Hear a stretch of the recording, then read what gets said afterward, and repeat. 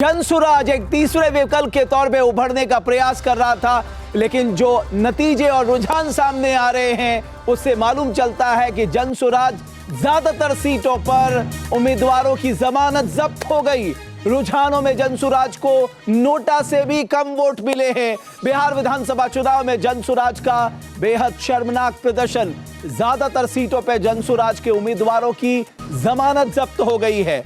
रुझानों में जनसुराज को यह सबसे महत्वपूर्ण बात है, नोटा को ज्यादा वोट पड़े हैं, जनसुराज को कम वोट पड़े हैं। ज्यादातर सीटों पे जनसुराज के उम्मीदवारों की जमानत जब्त हो गई है। नोटा से भी कम वोट जनसुराज को पड़े हैं। जहां डबल डिजिट की बात की जा रही थी वोट परसेंट की, वहां जनसुराज का शर्मनाक प्रदर्शन। पिछले 3 साल से प्रशांत किशोर बिहार की हर गली में यात्रा कर रहे थे, एक माहौल बनाने का प्रयास कर रहे थे, मुद्दे उठाने का प्रयास कर रहे थे, लेकिन बिहार की जनता ने इन मुद्दों को पूरी तरह से देखा जाए तो नकार दिया है। अगर एक और बड़ी खबर आ रही है, बिहार में बम्पर जीत की ओर एनडीए 200 पार कर चुके हैं ये गठबंधन। दिल्ली से लेकर पटना तक जबरदस्त जश्न का माहौल। शाम 6 बजे बीजेपी मुख्यालय जाएंगे प्रधानमंत्री मोदी। पार्टी कार्यकर्ताओं को संबोधित करेंगे प्रधानमंत्री मोदी। बिहार में बम्पर जीत की ओर आगे बढ़ रही है एनडीए।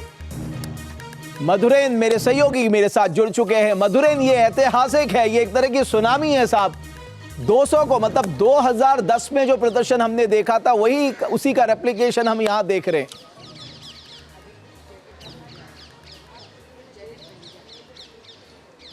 देखिए, बिल्कुल 2010 के जो प्रदर्शन हैं उनको रिपीट करना अपने आप में ऐतिहासिक है, क्योंकि नीतीश कुमार उस वक्त भी थे, नीतीश कुमार आज भी है, और नीतीश कुमार का ऐसा स्थापित व्यक्तित्व जो है वो साफ तौर पर देखा जाए तो बिहार में एक नया परचम लहरा रहा है। आप अगर वोट परसेंटेज को देखें और ख़ास तौर पर आप नंबर ऑफ सीट्स को देखें तो एक क्लीन और स्विफ्ट जो है वो साफ तौर पर दिखाई दे रहा है। इस वक्त मैं बीजेपी हेडक्वार्टर दिल्ली में हूँ और यहाँ पर प्रधानमंत्री के आने को लेकर जो है वो सुरक्षा और जाँच शुरू हो चुकी है। एसपीजी यहाँ पर आ चुकी है। प्रधानमंत्री मोदी यहाँ पर तकरीबन 6 साढ़े 6 बजे का वक्त रखा गया है जब आएंगे।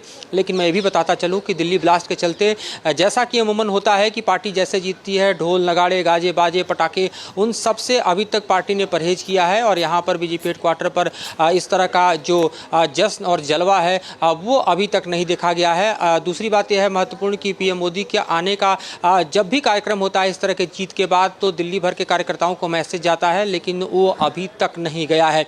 यानी पार्टी जो है वो जश्न तो मनाना चाहती है लेकिन सादगी के साथ, जैसा कि अभी तक दिखाई दे रहा है, ताकि जो दिल्ली ब्लास्ट है उसके बीच जो है पार्टी का अपना कार्यक्रम भी हो, प्रधानमंत्री भी आए।